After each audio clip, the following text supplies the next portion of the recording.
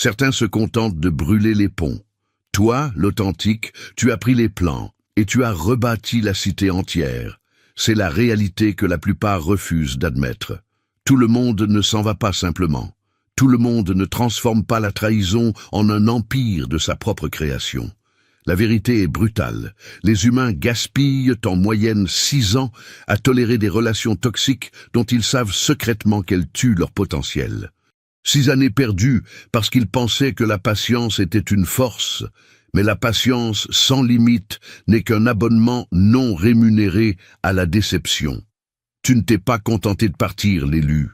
Tu ne t'es pas glissé silencieusement dans l'ombre en espérant que la vie prenne un sens par elle-même. Tu as fait exploser les anciennes fondations et tu as revendiqué les retombées comme ton nouveau commencement. Chaque affront, chaque manipulation, chaque limite ignorée est devenue un carburant. Et quelque part dans ce chaos, tu as réalisé une chose que la plupart des gens ne voient jamais. Partir n'est pas l'apogée. C'est la scène d'ouverture de l'histoire dont tu as toujours été censé être le maître. Ce n'est pas de la vengeance, c'est une équation mathématique. Pour chaque once de non-sens qu'ils t'ont servi, tu l'as multiplié pour en faire la preuve de ta propre évolution. L'ironie est délicieuse. Tu n'es pas seulement sorti, tu t'es élevé. Tu n'as pas seulement survécu, tu as tout récolté.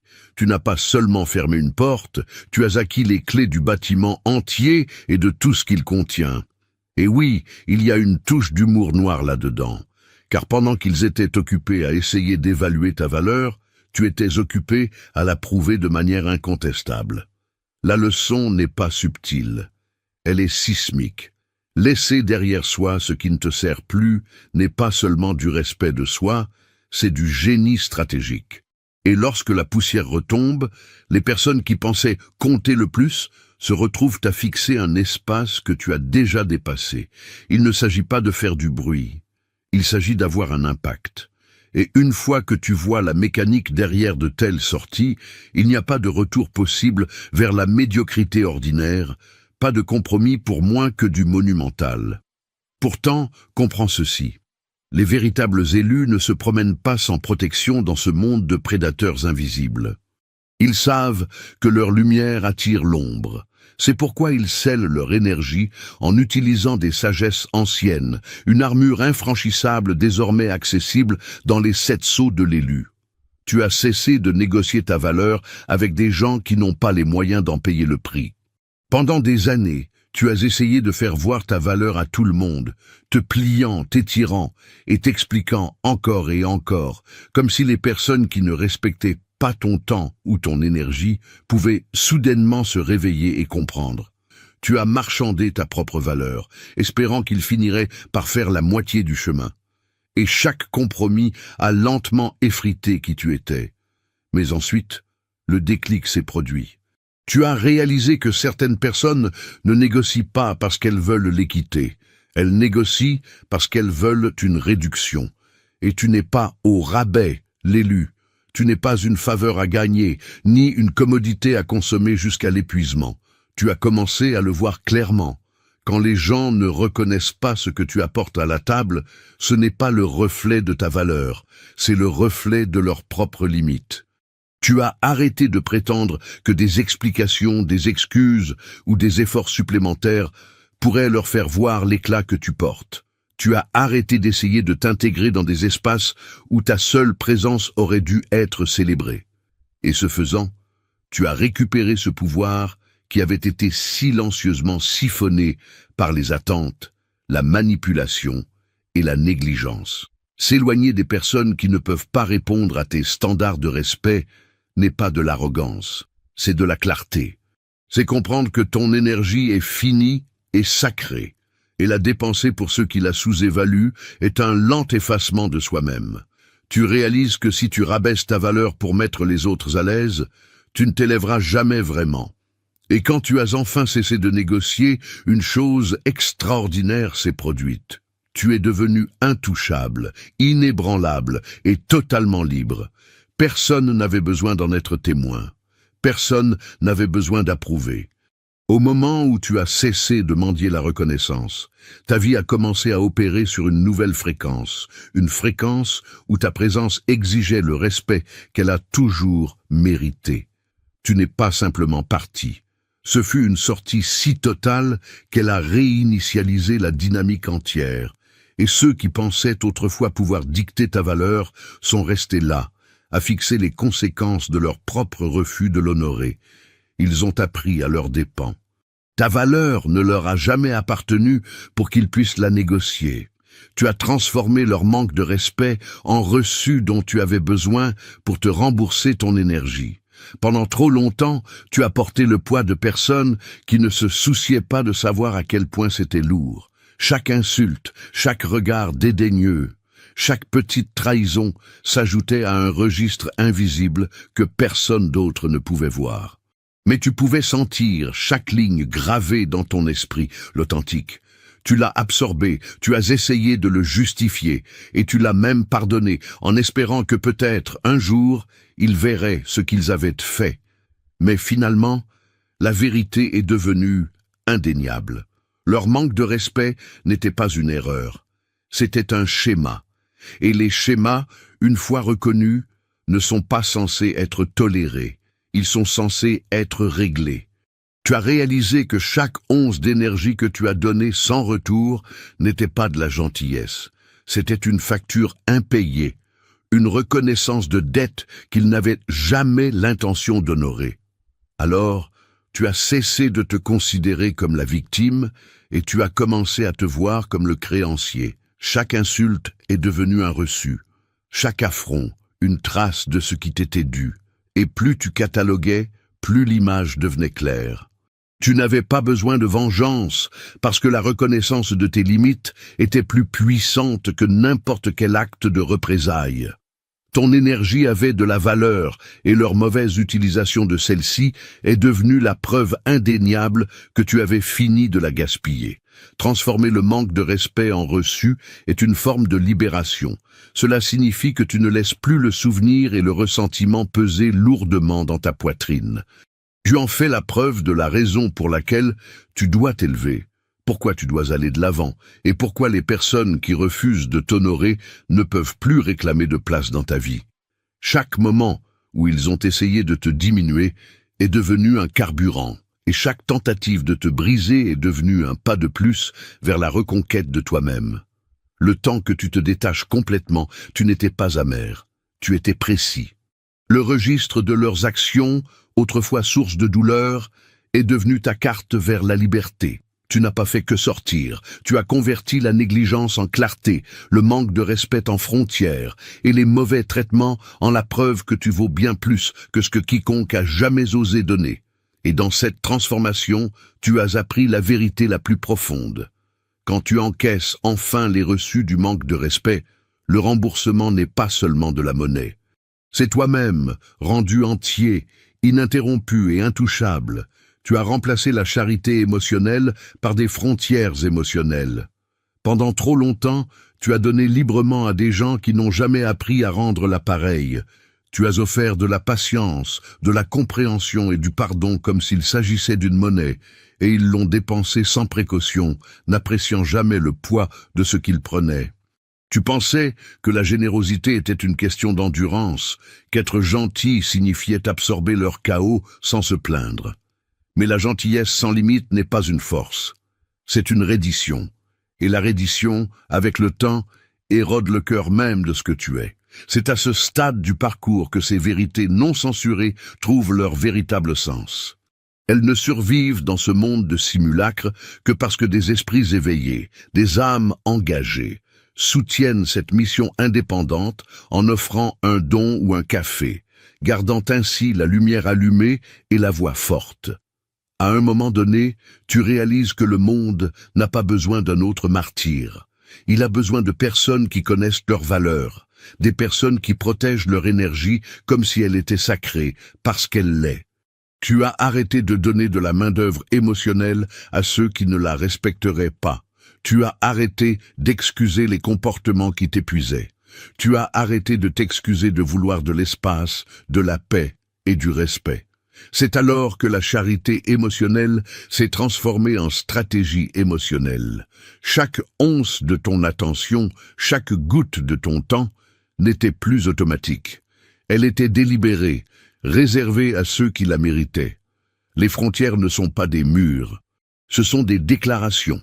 Elles disent « Je vois tes limites, je vois les miennes, et je ne permettrai pas que l'une ou l'autre soit violée. » Quand tu remplaces la charité par des limites, tu arrêtes le cycle sans fin de l'épuisement, du ressentiment et du regret.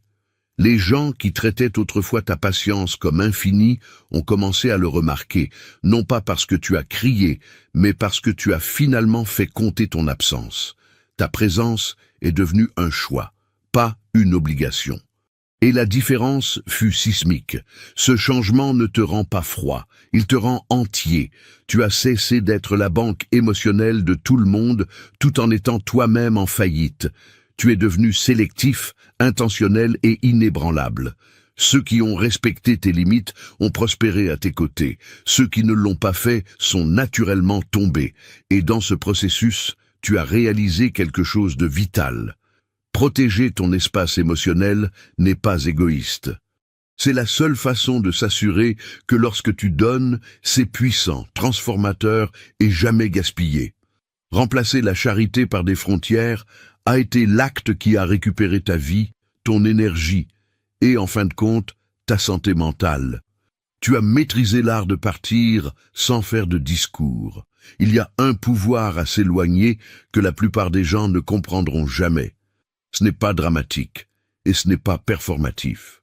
Il ne s'agit pas de prouver quoi que ce soit ou de leur montrer ce qu'ils ont perdu. Il s'agit de réaliser que certaines personnes sont tellement investies dans leur version de l'histoire qu'aucune explication ne pourrait jamais les atteindre. Tu as essayé une fois, deux fois, peut-être même une douzaine de fois, mais les mots sont lourds et les gens qui ne t'accordent pas de valeur les déformeront, les ignoreront ou les oublieront complètement. Finalement, tu as compris que partir n'a pas besoin de justification. Partir n'exige pas de public. Partir est une déclaration en soi. Quand tu es finalement parti, ce n'était pas une protestation silencieuse, c'était une sortie stratégique. Chaque pas en avant est devenu plus fort que tout ce que tu aurais pu dire. Chaque moment passé à récupérer ton temps, ton énergie et ton espace était un témoignage de la vérité qu'il refusait de reconnaître. Tu n'avais pas besoin d'articuler tes raisons car tes actions portaient tout le poids. L'acte même de te retirer de la toxicité, de la manipulation ou de la négligence était plus éloquent que n'importe quel discours que tu aurais pu prononcer. Et la beauté de la chose, c'est que partir silencieusement exige de l'attention sans demander de consentement. Les gens remarquent l'absence quand elle a un sens, et l'absence de cette manière est incontestable. Maîtriser cet art t'a aussi appris la patience. Tu as appris que certaines personnes ne reconnaissent la valeur que lorsqu'elle a disparu.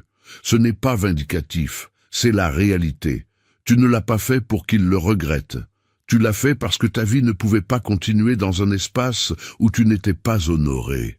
Chaque jour où tu restais pour t'expliquer était un jour gaspillé pour quelqu'un d'incapable de te comprendre. En partant sans faire de discours, tu t'es libéré de la tâche épuisante d'essayer d'être vu par les aveugles, entendu par les sourds et compris par les récalcitrants. Cette maîtrise ne te rend pas froid, elle te rend intelligent.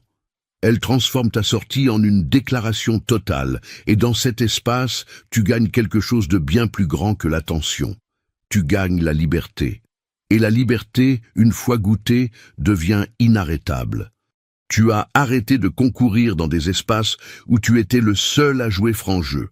Pendant des années, tu as essayé de jouer selon les règles, croyant que l'honnêteté, l'intégrité et l'effort seraient reconnus et récompensés.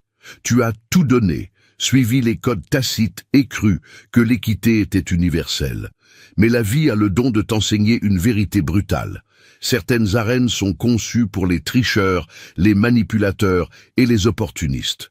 Et aucune dose de loyauté ou de diligence ne changera cela.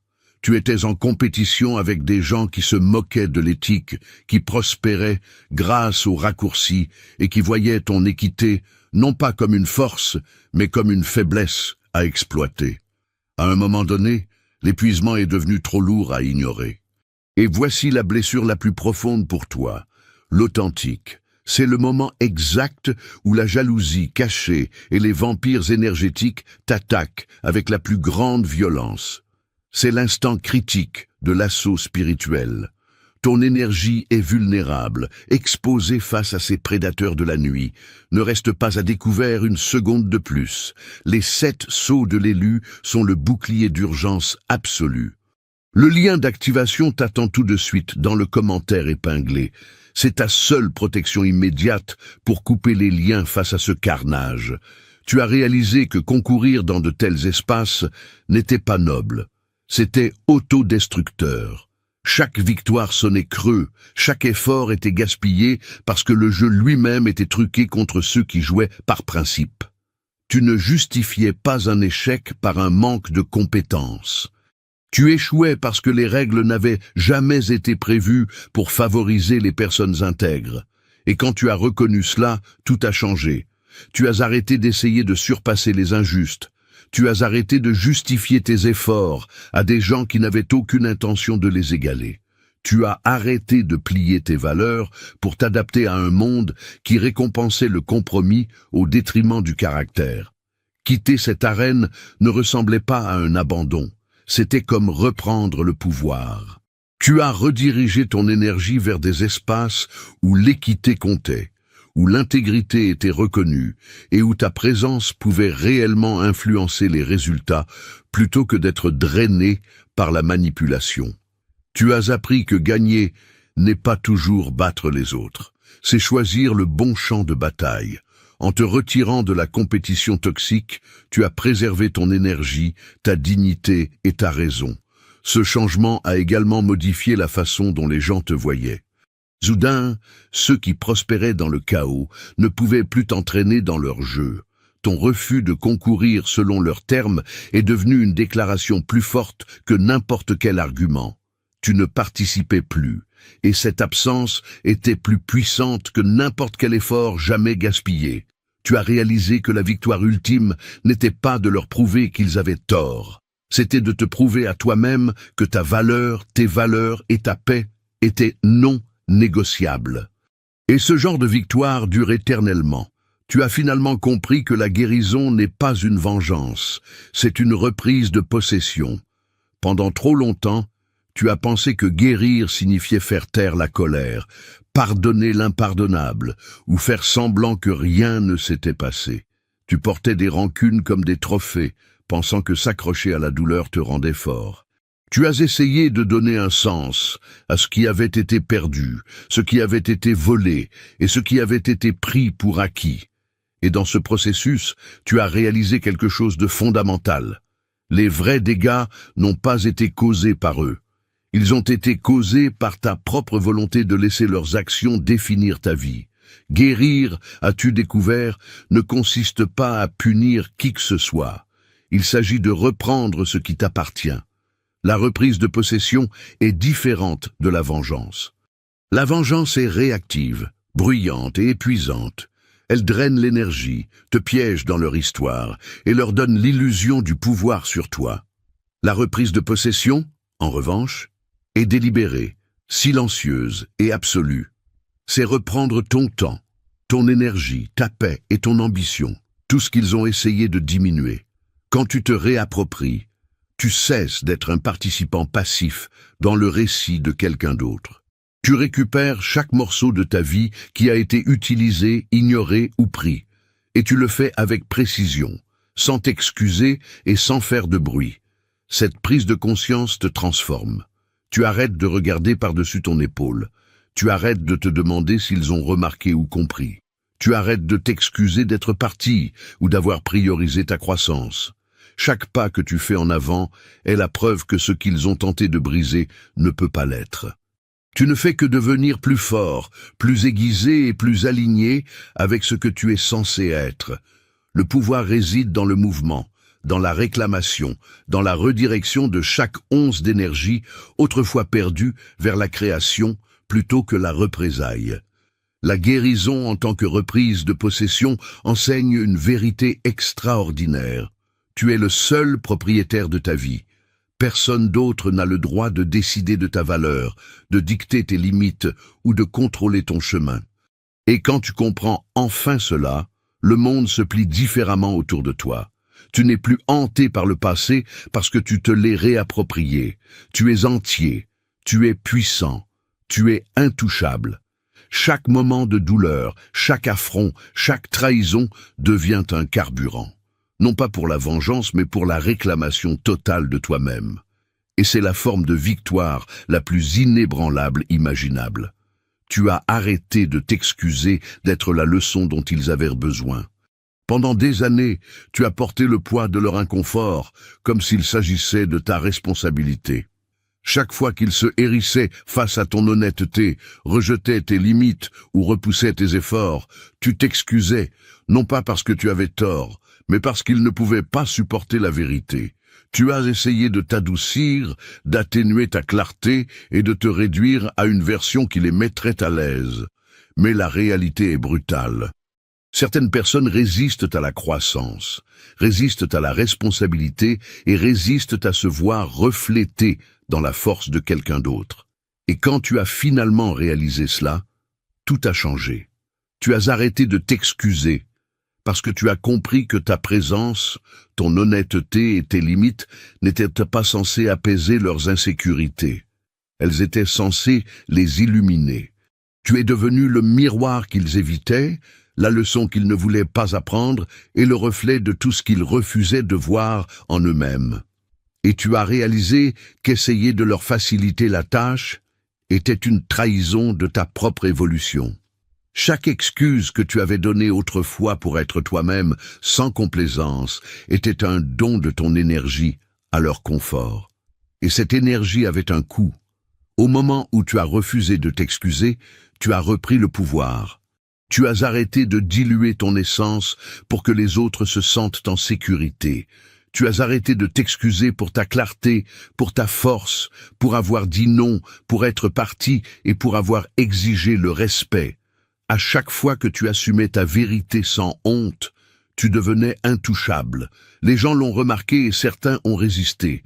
Mais cette résistance n'était plus ton problème. Leur inconfort était un symptôme de leur échec à grandir, pas le reflet de ton erreur. Ce changement est sismique. En refusant de t'excuser d'être la leçon dont ils avaient besoin, tu as redéfini chaque interaction, chaque limite et chaque choix que tu fais. Tu passes de la satisfaction du fragile ego des autres à la commande du respect que ton énergie mérite. Et ce faisant, tu as découvert la vérité la plus puissante. La croissance n'est jamais pratique pour tout le monde. Et ton refus de t'excuser est le signe le plus clair que tu n'es plus disponible pour être le tremplin de qui que ce soit. Tu es devenu le maître, la frontière et la norme, et rien de ce qu'ils font ne peut te l'enlever. Tu as appris à investir là où les intérêts ne t'épuisent pas. Pendant trop longtemps, tu as déversé ton énergie dans des personnes, des projets et des situations qui n'ont jamais rien rendu de significatif. Tu traitais chaque connexion comme un compte bancaire, déposant du temps, des efforts et de l'attention seulement pour réaliser que certains comptes sont configurés pour te mettre en faillite émotionnellement, mentalement et même physiquement. Tu as donné sans fin, espérant la réciprocité, la reconnaissance, la croissance. Mais ce n'est jamais venu. Et en cours de route, tu as découvert une vérité que la plupart ignorent. Investir au mauvais endroit ne fait pas que gaspiller des ressources. Cela érode ton sens de toi-même. Tu as appris que le véritable investissement n'est pas une générosité aveugle. C'est stratégique. Il s'agit de placer ton énergie, ton attention et ta loyauté là où cela produit de la croissance, du respect et de l'alignement. Tu as arrêté de donner aux personnes qui ne savaient que prendre. Tu as arrêté de t'engager dans des projets qui t'épuisaient sans récompense. Tu as arrêté de sacrifier ta paix pour la commodité des autres. Chaque once d'effort est devenue intentionnelle. Chaque décision sur où investir est devenue une mesure de ton respect pour toi-même. Tu réalises que lorsque tu investis là où l'intérêt t'épuise, tu n'aides personne. Tu te perds tout simplement. Ce changement a tout bouleversé. Soudain, chaque choix avait du poids. Chaque interaction était mesurée et chaque effort avait un but. Tu n'étais pas avare, tu étais sage. Tu as reconnu que tout le monde ne mérite pas une place à ta table et que toutes les causes ne méritent pas ta sueur. Les personnes et les espaces qui valorisent ton énergie la reçoivent désormais pleinement, sans réserve et de manière authentique. Et la beauté de cette approche est que l'univers a le don de multiplier ce que tu investis sagement. En apprenant à investir là où les intérêts ne t'épuisent pas, tu ne t'es pas seulement protégé, tu as amplifié ta vie. Tu t'es libéré d'une dette inutile d'énergie et d'émotion. Tu as récupéré ton temps et créé de l'espace pour une croissance réelle, durable et épanouissante. Il ne s'agit pas de se retenir, il s'agit de maximiser l'impact. Et une fois que tu commences à investir aux bons endroits, tout ce que tu touches devient plus net, plus fort et plus aligné avec la personne que tu as travaillé si dur à devenir. Tu arrêtes de céder ton pouvoir et tu commences à le générer. Tu as dépassé la version de toi-même qui les tolérait. Il arrive un moment dans la vie où tu regardes en arrière et tu réalises que la personne que tu étais ne reconnaîtrait même pas qui tu es maintenant. La version de toi qui tolérait le manque de respect, qui s'expliquait trop, qui mendiait la reconnaissance, qui restait dans des situations qui drainaient chaque once de ton énergie, elle a disparu. Tu as évolué, tu es passé au niveau supérieur. Et avec cette évolution, l'espace pour les personnes qui ne pouvaient pas égaler ta croissance a tout simplement disparu. Dépasser quelqu'un n'est pas de l'arrogance, c'est de la survie. C'est refuser de se rétrécir pour s'intégrer dans un monde qui n'a jamais été conçu pour contenir tout ton potentiel. Tu avais l'habitude de te plier, de te tordre et de te mouler pour mettre les autres à l'aise en espérant qu'ils finiraient par voir ta valeur. Mais avec le temps, tu as réalisé qu'aucune explication, patience ou compromis ne pouvait faire en sorte que quelqu'un accorde de la valeur à ce qu'il n'était pas prêt à voir. Tu as arrêté de rétrécir. Tu as arrêté de t'excuser d'exister à un niveau plus élevé que l'environnement ne le permettait.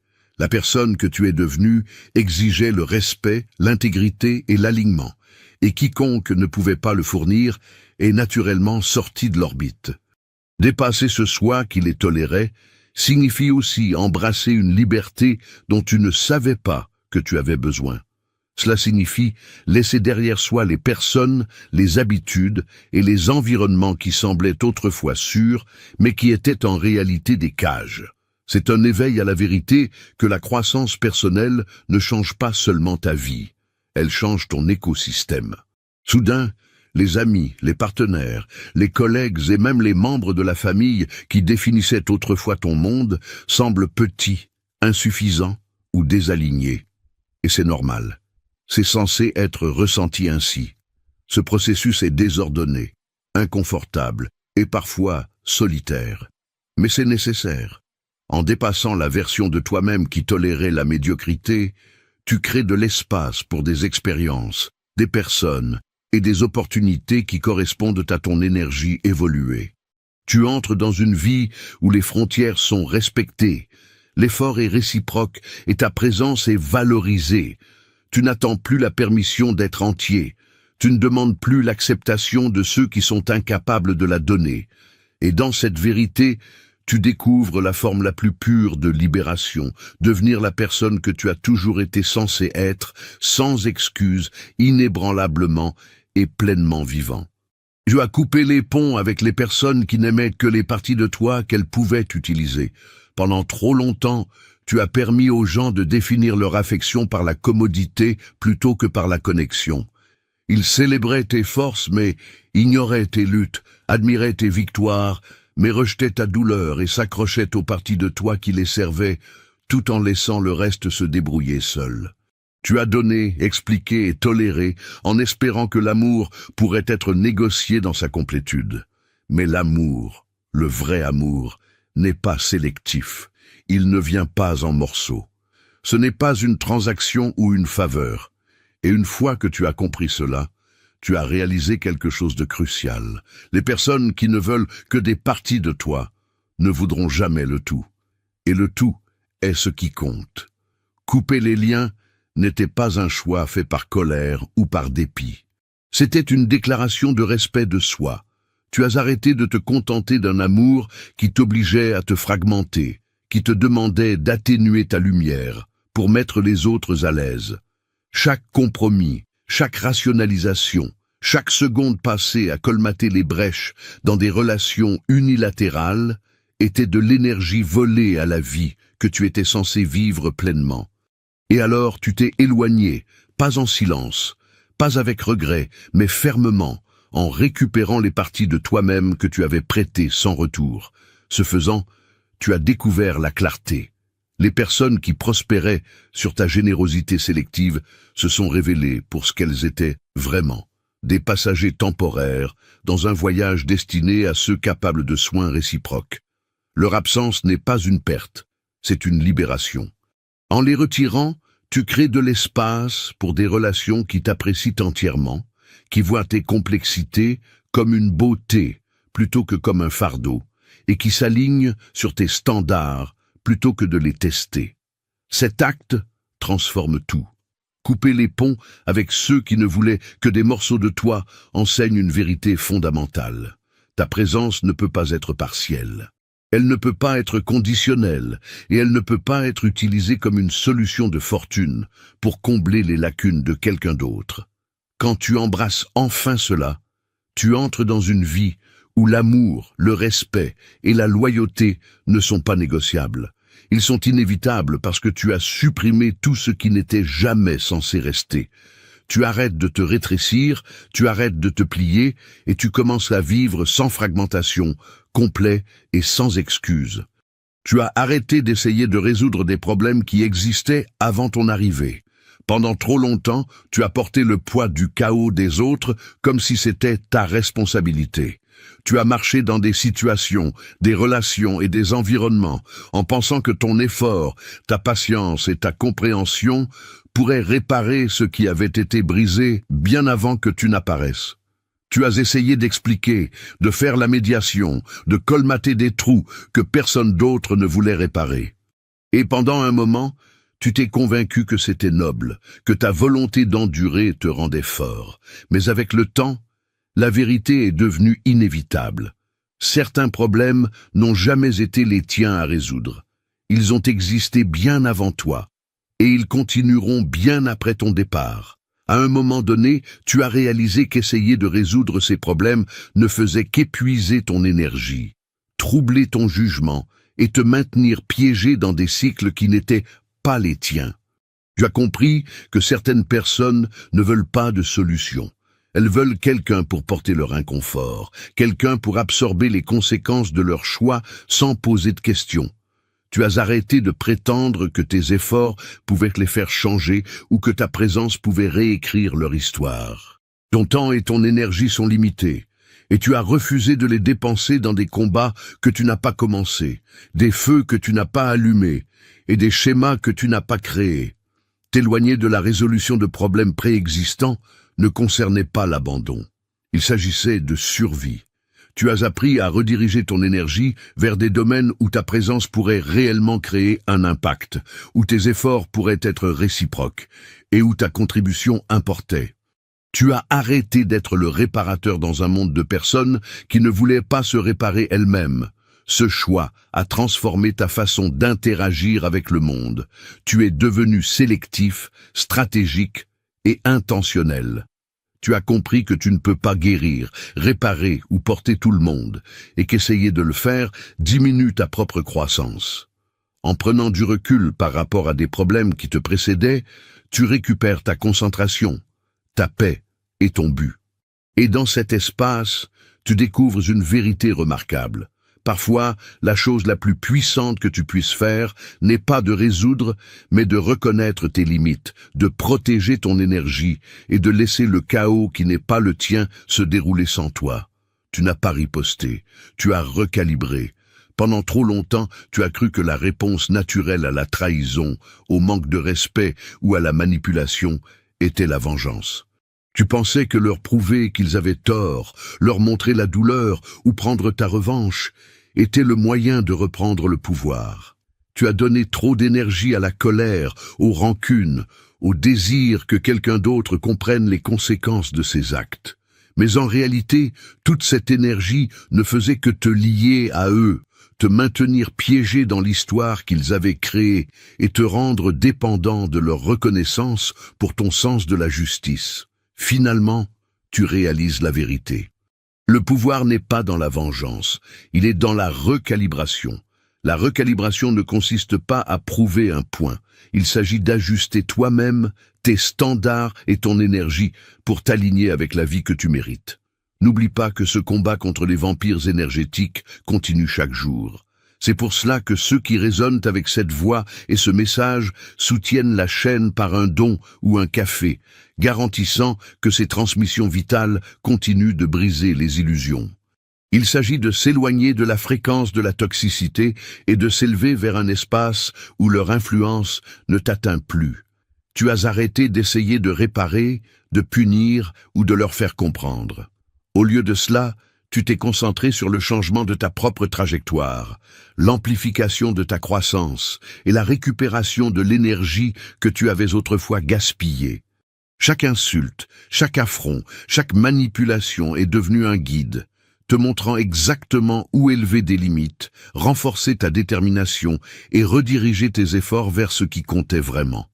Quand tu recalibres, le monde change autour de toi sans que tu n'aies à lever le petit doigt contre lui. Tu n'as pas besoin d'affronter, de discuter ou de justifier. Ton absence, ta concentration et ton évolution suffisent à montrer la différence frappante entre qui tu étais et qui tu es devenu. Et l'ironie est exquise. En ne ripostant pas, tu deviens intouchable. Ils n'ont plus de levier sur tes émotions, tes décisions ou ton énergie. La recalibration transforme la douleur en pouvoir. Elle enseigne que le contrôle ne consiste pas à changer les autres. Il s'agit de se changer soi-même et de changer son environnement pour refléter sa valeur. En faisant cela, tu arrêtes d'être réactif et commences à être délibéré. Tu arrêtes d'être un joueur dans leur jeu et deviens l'architecte de ta propre vie. Et une fois que tu as embrassé cela, tu découvres la liberté ultime. Une vie libérée de la toxicité, inébranlable dans sa direction et inarrêtable dans sa croissance. Tu as honoré les signaux d'alarme que tu avais l'habitude de romantiser. Pendant trop longtemps, tu as ignoré les drapeaux rouges. Tu as ri des premiers signes de manque de respect et tu t'es convaincu que le chaos était de la passion, que l'incohérence était du mystère et que la toxicité était de l'amour. Tu as romantisé ce qui aurait dû déclencher des alarmes, masquant le danger en excitation, la manipulation en défi et la négligence en un test de ta dévotion. Chaque intuition que tu as rejetée, chaque limite que tu as contournée, chaque signe que tu as rationalisé est devenu une leçon que tu ne voulais pas apprendre, mais que tu n'avais pas d'autre choix que d'affronter. Finalement, tu réalises qu'ignorer les signaux d'alarme n'est pas du courage, c'est de l'aveuglement volontaire. Honorer ces avertissements exigeait une honnêteté radicale avec toi-même. Cela signifiait enfin voir les modèles pour ce qu'ils étaient, et non pour ce que tu voulais qu'ils soient. Tu as arrêté de trouver des excuses pour les personnes qui te blessaient à plusieurs reprises. Tu as arrêté de dissimuler les petites trahisons et de prétendre qu'elles n'avaient pas d'importance. Tu as reconnu que les signes n'étaient jamais des mensonges. C'était la feuille de route fournie par ton intuition, et ton refus de la suivre t'avait coûté de l'énergie, de la paix et parfois des parties de toi-même. Reconnaître cela n'a pas été facile. Cela signifiait admettre que ton espoir de changement ou ta croyance en un potentiel t'avait aveuglé.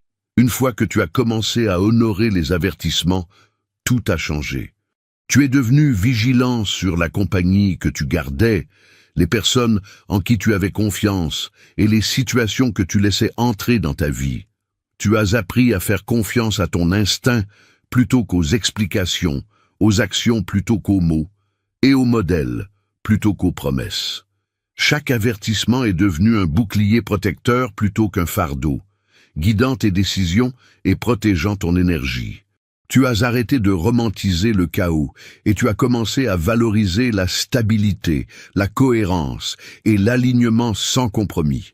Cet éveil est transformateur. Il ne prévient pas seulement les erreurs répétées, il cultive une vie où le respect et la clarté ne sont pas négociables. En voyant enfin et en agissant sur les signaux d'alarme, tu reprends autorité sur ta vie. Tu n'es plus un participant passif dans le drame de quelqu'un d'autre.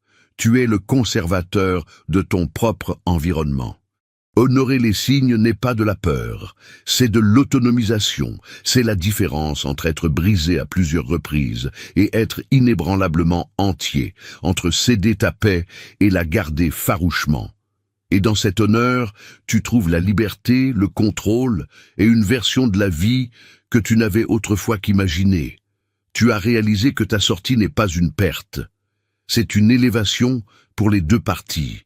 Pendant très longtemps, tu as pensé que partir signifiait l'échec, que s'éloigner laisserait un vide et que l'absence était une forme de perte. Tu craignais le jugement, les questions et les murmures qui suivent quand quelqu'un quitte un espace qu'il occupait autrefois. Mais finalement, tu as compris la vérité indéniable. Partir n'est pas une question de perte, c'est une question d'élévation. Il ne s'agit pas de ce à quoi tu renonces, il s'agit de ce que tu récupères. Et pour les personnes qui restent, ce n'est pas seulement un vide, c'est une leçon, un miroir et une opportunité de grandir d'une manière qu'ils ne pourraient jamais faire quand tu portais leur poids à leur place. Sortir est une forme de clarté. Cela expose les vérités qui ont toujours été là, mais ignorées, les personnes qui comptaient sur ta présence sans rien donner en retour, les espaces qui prospéraient sur tes compromis et les dynamiques qui prospéraient sur le déséquilibre. Quand tu prends du recul, tu arrêtes d'être la solution à des problèmes qui n'ont jamais été les tiens à résoudre. Tu supprimes l'échafaudage invisible qui permettait au dysfonctionnement de persister. Et ce faisant, tu crées de l'espace, non seulement pour ta propre croissance, mais pour la leur. Parfois, les gens ont besoin d'absence pour comprendre la valeur. Parfois, ils ont besoin du changement que tu crées en partant pour voir enfin ce qui leur manquait. Ton départ n'est pas dramatique. Il est délibéré. C'est une déclaration, une recalibration et une réclamation de pouvoir tout à la fois. Tu ne pars pas pour punir. Tu pars parce que rester compromettrait la personne que tu es en train de devenir. Et dans cette sortie, les deux parties sont élevées. Tu gagnes en liberté, en clarté et en alignement avec ton vrai moi. Tandis que ceux qui restent sont forcés d'affronter des réalités qu'ils ignoraient autrefois. Soit ils s'adaptent, évoluent, soit ils continuent dans des schémas qu'ils ont toujours choisis. Quoi qu'il en soit, ta sortie accélère la vérité. Cette compréhension transforme tout. Tu ne lis plus ta valeur au fait de rester, d'endurer ou de te sacrifier. Partir devient un outil, pas un échec, un acte stratégique intelligent et libérateur. Et l'ironie est que ce qui semblait autrefois être une fin est en fait le début de quelque chose de bien plus grand pour toutes les personnes impliquées. Tu pars entier, élevé et inébranlable, et le monde s'ajuste au pouvoir que tu as enfin récupéré. La vérité est simple, mais souvent ignorée. Partir n'est jamais juste partir. Chaque décision de s'éloigner, de récupérer ton énergie et d'arrêter de tolérer ce qui te diminue est une déclaration de pouvoir. C'est une déclaration que ta valeur est non négociable, ton temps est sacré et ta paix n'a pas de prix. Tu n'as pas seulement survécu aux personnes, aux situations et aux schémas qui essayaient de te retenir. Tu les as transformés en carburant pour ta propre évolution. Tu as arrêté de négocier ta valeur, arrêté d'excuser le manque de respect, arrêté de plier pour la commodité et arrêté de t'excuser pour ta propre croissance. Tu t'es recalibré. Tu as repris possession et tu t'es élevé, non par dépit, mais par clarté, stratégie et respect de soi. S'éloigner n'est pas la fin. C'est l'ouverture d'un nouveau chapitre où ta présence, ton énergie et ta concentration sont alignés avec ce qui compte vraiment. Chaque limite que tu as fixée, Chaque leçon que tu as apprise, chaque choix de protéger ta paix est devenu un pas vers la liberté. Le chaos qui te tenait autrefois captif sert maintenant de preuve de ta force, et les personnes qui t'ont sous-estimé sont maintenant des spectateurs de ton ascension. Ce voyage ne consiste pas seulement à partir. Il s'agit de devenir, d'évoluer et d'affirmer la vérité de qui tu es.